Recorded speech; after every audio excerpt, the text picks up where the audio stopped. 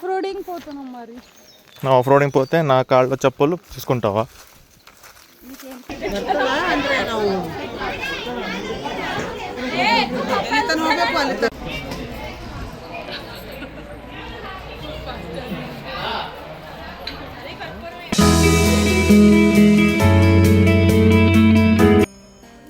Hi అందరికీ, రాధే రాధే. ఎలా ఉన్నారు? అందరూ బాగున్నారా? మేమైతే చాలా బాగున్నాం. Welcome back to my channel అలా మొదలైంది. సో మార్నింగ్ ఫ్రెష్గా ఎక్కడ వెళ్తున్నాం అనుకుంటున్నారా? నేనైతే ఫ్యామిలీతో పాటు తిరుపతి వెళ్తున్నాము. సో ఈ ట్రిప్లో మీరు చాలానే ట్విస్ట్లు చూడబోతున్నారు. సో మార్నింగ్ మేమైతే 4:30కి అలా స్టార్ట్ అయ్యాము. చూడండి క్లైమేట్ ఎంత బాగుంది ఇక్కడ. సో మేమైతే ఇక్కడ 9:30కి భూదేవి కాంప్లెక్స్ రీచ్ అయ్యాము తిరుపతిలో. కానీ ఇక్కడ ఒక ట్విస్ట్ ఉంది. ఏంటంటే మాకు అసలు టోకన్సే దొరకలేవు.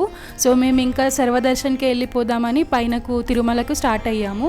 సో ఇక్కడే చెక్ ఇన్ అదంతా ఉంటుంది కదా, ఇదే మెయిన్ పాయింట్ తిరుపతి నుంచి తిరుమల వెళ్ళేటప్పుడు. చూడండి రష్ అయితే ఎంత ఉంది. రష్ కోసమే మాకు అసలు టికెట్స్ దొరకలేవు, అంటే టోకన్ దొరకలేదు. సో ఇక్కడ మేము చెక్ ఇన్ చేసుకొని ఇంకా పైనకు కొండ అయితే ఎక్కబోతున్నాము.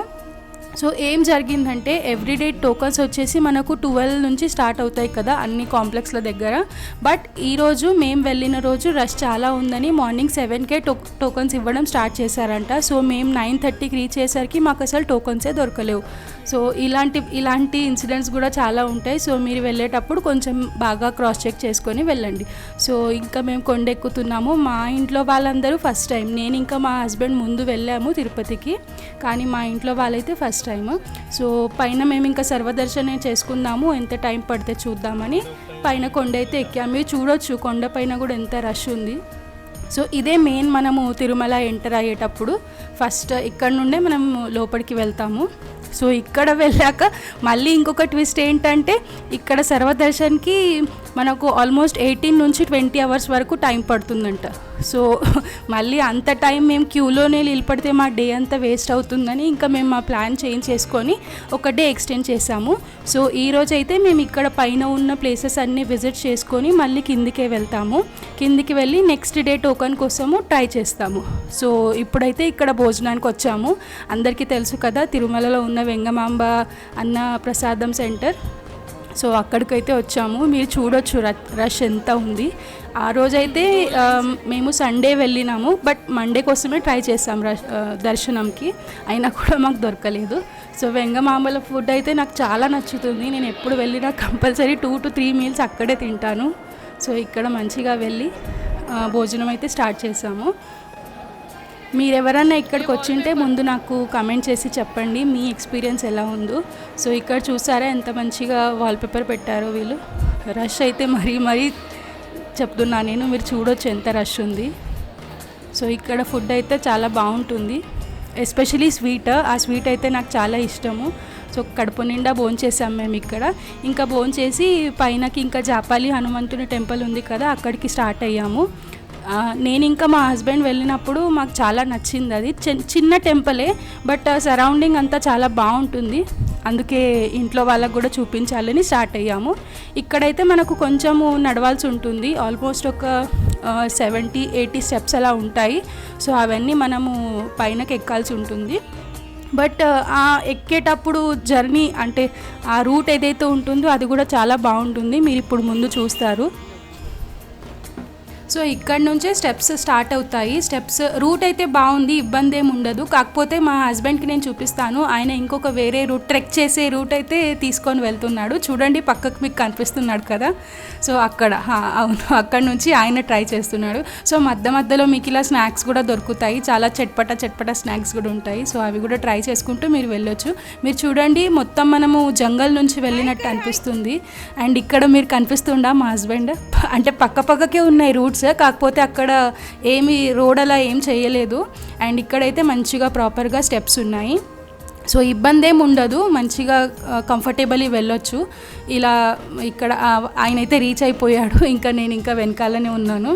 సో ఇక్కడ కోతులు, మీరు ఆ కోతులకు అస్సలు ఎంటర్టైన్ చేయొద్దు. అక్కడ చాలా అంటే చాలా కోతులు ఉంటాయి, కానీ అలా భయం ఏమి ఉండదు దాంతో.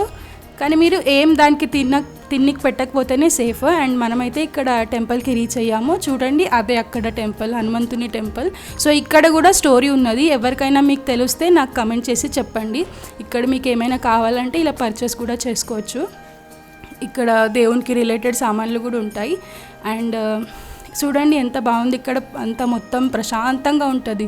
ఓన్లీ చెట్టుల అంటే నేచర్ సౌండ్ ఎలా ఉంటుంది అలాంటి సౌండ్ ఒక్కటే ఉంటుంది. బట్ రష్ ఉన్న దానికోసం ఇక్కడ కూడా కొంచెం అంతా రష్ కోసం సౌండే ఉండే. మేము లాస్ట్ టైం వెళ్ళినప్పుడు మాకు చాలా ప్రశాంతంగా అనిపించిండే. సో ఇక్కడ కూడా దర్శనం తీసుకొని కొంచెం సేపు ఇక్కడ రెస్ట్ తీసుకొని. కాళ్ళలో చెప్పులు లేవు, ఆ చెప్పులు ఇక్కడ ఉన్నాయి. ఇది జెండర్ ఈక్వాలిటీ.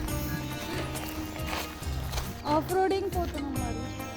రోడింగ్ పోతే నా కాళ్ళలో చెప్పులు తీసుకుంటావా?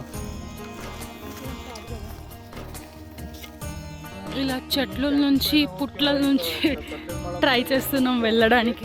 జాపాలి టెంపుల్ నుంచి ఇలా వెళ్ళడం అవసరమా అంటే అవసరమే. కొంచెం అడ్వెంచర్స్ కూడా చేయాలి. ఇక్కడ వాటర్ కూడా ఉన్నాయి. అదొక ఎక్స్పీరియన్స్, మెట్లతో వెళ్ళేది ఇదొక ఎక్స్పీరియన్స్.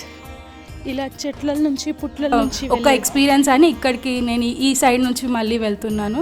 సో ఇదే ఆ డ్యామ్ లేక్ అదంతా. మీరు ఎవరైనా ఇక్కడ నుంచి వెళ్ళారా? ఇది కూడా నాకు పక్కా కమెంట్ చేసి చెప్పండి. ఎంత బాగుంది చూడండి.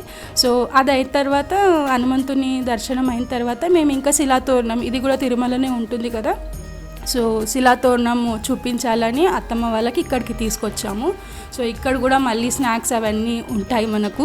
సో ఇక్కడ చిన్న గార్డెన్ లాగా కూడా ఉంటుంది. ఇక్కడ మీరు చూస్తే మన బాలాజీవి దశావతారాలు ఏవైతే ఉంటాయో దానివన్నీ ఇక్కడ ఇలా విగ్రహాల్లాగా చేసి పెట్టారు. ఇది కూడా మీరు చూడొచ్చు, చాలా బాగుంటుంది. ఇవన్నీ మనకు దగ్గరనే ఉన్నాయి. అంటే తిరుమలలో ఆల్మోస్ట్ ఒక 10 కిలోమీటర్ రేడియస్లోనే ఇవన్నీ ఉంటాయి. సో ఇబ్బంది ఏం లేదు. ఇదే మెయిన్ శిలాతోరణం. సో ఇది న్యాచురల్గా ఇలానే ఫార్మ్ అయింది ఉన్నది. అంటే ఎవరు దీన్ని ఇలా చేయలేదు. దీనికి కూడా స్టోరీ ఉన్నది. అది మీరు తెలిస్తే నాకు కమెంట్ చేయండి. అండ్ ఇక్కడ మా కోసమే ఇలా ఈ పికాక్ అయితే మొత్తం ఓపెన్ అయినట్టు అనిపించింది. ఎంత బాగా అనిపించింది. సో అది కూడా చూసుకొని ఇంకా ముందుకు అక్కడే శిలాతోరణం ఎక్కడైతే ఉంటుంది అక్కడ నుంచే మనం ఇలా స్టేర్ కేస్ ఉంటుంది, మెట్లు ఉంటాయి. అవన్నీ కొంచెం ఎక్కుకుంటా వెళ్తే ఇక్కడ ఒక శివుని విగ్రహం ఉంటుంది. సో అది కూడా బాగుంటుంది. ఇలా మెట్లు మేమైతే ఈవినింగ్ టైంకు వెళ్ళాం కదా, సో మాకైతే చాలా ప్రశాంతంగా అనిపించింది ఇక్కడ. సో చూడండి ఇక్కడ కూడా రాక్స్ అన్నీ ఎలా ఉన్నాయి. చిన్ని ఆ ఎదురుగా కనిపిస్తుంది కదా, చిన్ని రాక్ మీద అంత పెద్దది అది ఉంది. అది అసలు ఎలా పాసిబుల్ ఉందో తెలీదు. సో ఇక్కడైతే మొత్తం వీళ్ళు కట్టేశారు, ఎందుకంటే పక్కకు అంతా చాలా డీప్గా ఉంది. సో ఇక్కడే శివుని విగ్రహం ఉంటుంది. సో ఇక్కడ కూడా దర్శనం తీసుకొని మేము ఇంకా ముందుకు స్టార్ట్ అయ్యాము. దాని తర్వాత ఇంకా మేము మళ్ళీ తిరుపతికే రిటర్న్ అయ్యాము. నేను చెప్పా కదా నెక్స్ట్ డే కోసం ట్రై చేస్తున్నాం టోకెన్ అని.